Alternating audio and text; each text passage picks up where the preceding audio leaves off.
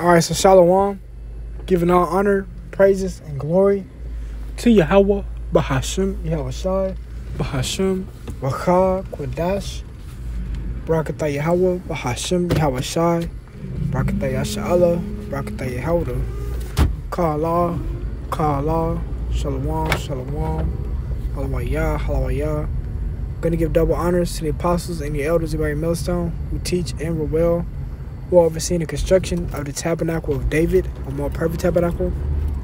Shalom to the Akim wa Akwaf, scattered abroad. Peace and salutation to the hopeful elect, the men, women, and children of the tabernacle of David, the true house of Yasha'Allah being built today in these latter days. We're going to get into it, man. This is an en route lesson, so yeah, just bear with me. But the overall point of this lesson is what, man? That these heathen nations, meaning the Edomites, the wicked, the sons of the wicked, and the sons of man, being the other heathen nations, the Moabites, Amorites, Ammonites, Japhites, Hamites, all these other nations, man, they're gonna have to come up under the nation of Israel, because that's the that's the only way this earth is gonna be ruled in righteousness, man.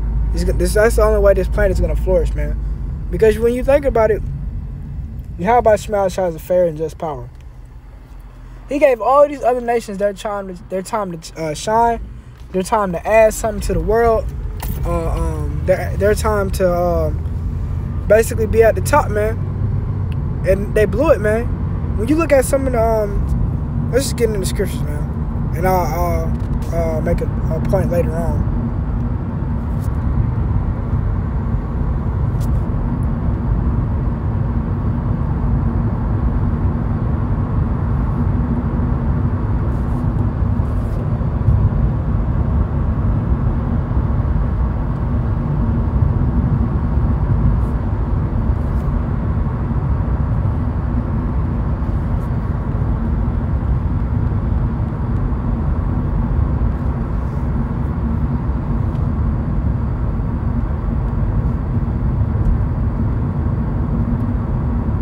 So this is 2nd Ezra 6:54. It says, and after these, Adam also, whom thou madest Lord of all thy creatures, meaning what? The scriptures are telling that Adam was the first ruler of the earth, man, which is, if you can receive it, Yahweh Shai. He was the first ruler of the earth, man. He was the leader, the ruler of the Garden of Eden, man, under Yahweh.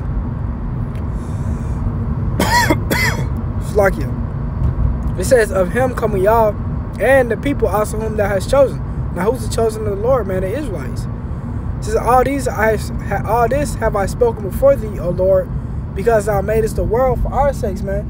This is supposed to be our playground, our paradise, our place to be kings, to be gods, man, rulers, powers. Yahweh has his dominion, and us being what? His chosen people. This earth was supposed to be our dominion, man, under Yahweh Shai. And we're eventually going to get there. It says, as for the other people, which also came of Adam, thou hast said they are nothing, but be like unto spittle. And as like in the abundance of them, until a drop that falleth from a vessel. And that's a heavy point, because one showing you that yes, no, the Lord God Almighty has a chosen people that he's dealing with, and all the other nations, man, he's not dealing with them. But what, man? Look at how they're being described, man. Spittle, man. The abundance of them being as a drop that falls from a vessel, man. Meaning, unworthy, man. What profit does spittle bring to the world? You know, what wisdom or profound thing can spittle produce, man? And that's what all these other nations. When you look at their greatest accomplishments, whether it be in antiquity, meaning in ancient times, or whether it be in this modernized world, what are these nations' greatest accomplishments? What are their greatest historical figures, man? When you look at Moab, what? Their greatest feat was to build a wall? Their greatest contribution to planet Earth is General Tso's chicken, fried rice, Genghis Khan, Confucius, the Sun Tzu. That's the best thing you can bring to the planet Earth. Ammon. Samurai swords, katanas. Japanese folklore. Elon. Hinduism. Dreadlocks. You know what I'm saying? What, man? The Hamites? You see how gone Ham is nowadays, and then what? In the ancient times, what made the land of Ham great, man? The Israelites, man. And then last Esau, man. Look at what you done to the earth, man. What's the greatest thing you've brought to the earth, man? McDonald's? Waffle House? French fries? And that's why, again, I said all these nations are going to have to come up under us, because the Lord gave them their time to shine, and look what they did with it, man. This is America. Look at how America is, man. And all this grandeur, splendor, and honor. You got people living on the streets, man. You got areas where it smells like piss and shit. And America, man, the streets that are supposed to be paved with gold. The land of the free and the home of the brave, where your veterans, the people who fought to prepare your democracy all across the globe, they live on the streets, man, bugged out, strung out on drugs. And that's why you nations are going to have to come up under us, so we can show you how to really live, man. Again, man, Deuteronomy, the 4th chapter. Deuteronomy 4th chapter explains it all. But it says, and now, O Lord, behold, these heathen, which have ever been reputed as nothing both physically and mentally, have begun to be lords over us, and their order of succession, and to devour us, man. All these nations have seen our downfall, participated in it, and capitalized and profited off of the subjugation of the Israelites, man. And the Lord is a power of balance, man. And that's why the scriptures say, man, you're gonna receive double, man. You're gonna have to drink of that cup, because we had to drink of it. How do you think so the Lord gonna punish his chosen people, but you heathen just get off scot-free? You get to walk off into the sunset just untouched. No, man. That means our God would not be a God of justice, man. What is just, man? Just being righteous, equal, morally upright.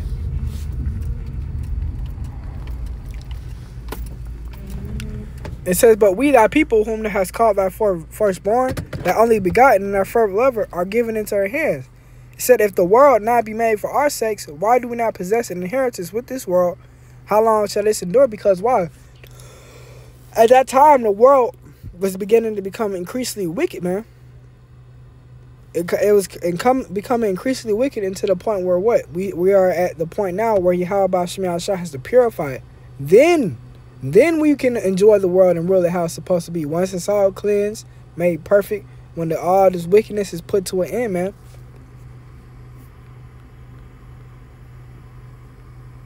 I'm going to get Isaiah.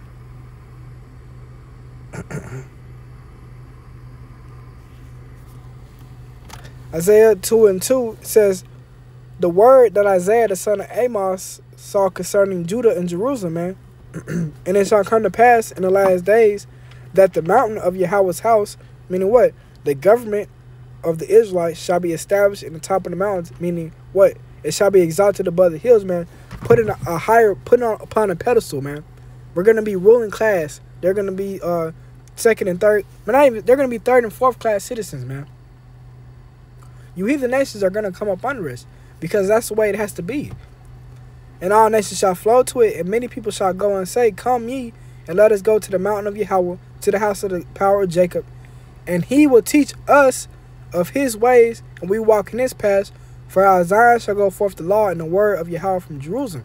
Because the law, such as the commandments that Yahweh Shema Shah gave us, is the doctrine of life, man. He told us how this world is supposed to be ruled, how the earth is created. What Yahweh gave us the instruction manual for the upkeep of our bodies in this earth, man. And you heathens, you don't understand that because it wasn't given to you. And when we try to explain it to you, you cast the words behind you, like the scriptures say. And then he shall judge among the nations and shall rebuke many people, and they shall beat their swords into plowshares and their spears into pruning hooks. Nation shall not lift up sword against nation, neither shall they learn war anymore. And that's perfect peace, man.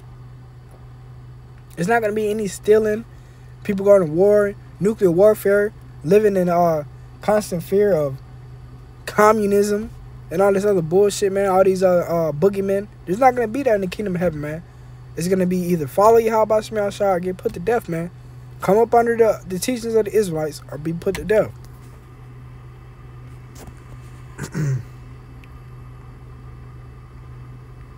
Here we go, Isaiah 14.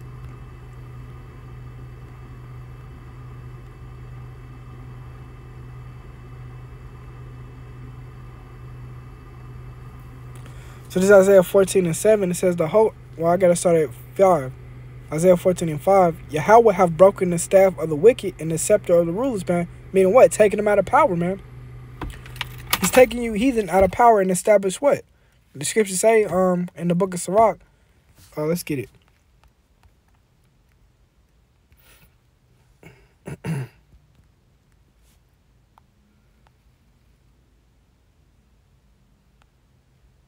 think it's 10.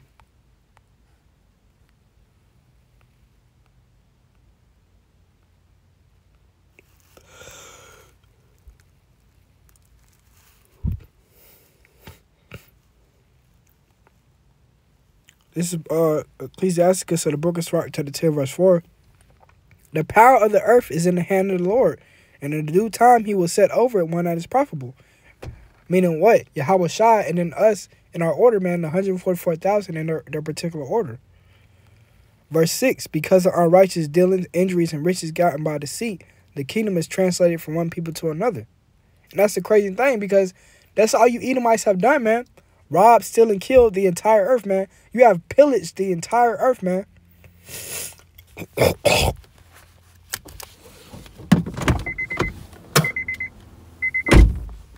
You Edomites have pillaged the entire earth, man. That's why you have to be taken out of power.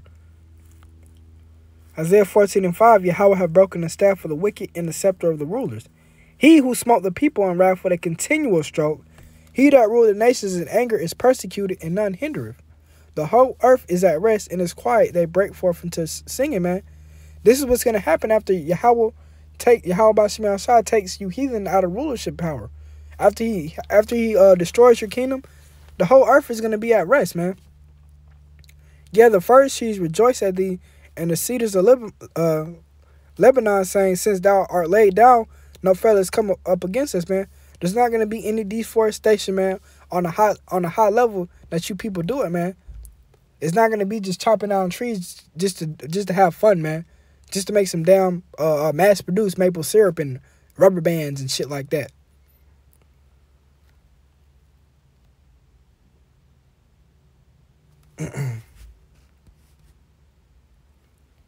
And then, man, when we look at Revelation 21, you know what I'm saying? When you go to Revelation 21, and it just shows you the splendor and the glory of the kingdom of Yahweh Shema Shai, man. It says, verse 10, and he carried me away in the spirit to a great and high mountain, and showed me that great city, the holy Jerusalem, descending out of heaven from the Most High, man, being what? The elect, first and foremost, having the glory of the Most High, and her light was like unto a stone most precious, even like a jasper stone, clear as crystal. And, I'll go down. It says, in the building, verse 18, in the building of the wall of it was of jasper, and the city was pure gold, like unto clear glass, man. And the foundations of the wall of the city were garnished with all manner of precious stones. The first foundation was jasper, the second sapphire, the third chalcedony, the fourth an emerald, man. And it just, when you go to Revelation 21, man, it just showed you the splendor of our kingdom, man. that you heathen have yet to accomplish, man.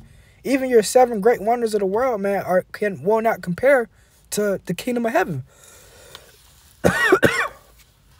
Saki, the kingdom of Yahweh Shemi Shai. It's not gonna compare, man. When we rule this earth, we're gonna show you how to do it, man. When we rule this earth, you're gonna understand what it means to eat good food, cuisine, culture. You know what I'm saying? True prosperity, man. So I'm gonna go ahead and close it out, man, because the point has been made. Ecclesiastes 12:13. Let us hear the conclusion of the whole matter. Fear Yahweh Shemi Shai and keep his commandments, for this is the whole duty of man. For Yahweh Shemi Shai shall bring every work into judgment with every secret thing, whether it be good or whether it be evil. With that being said, Hallelujah.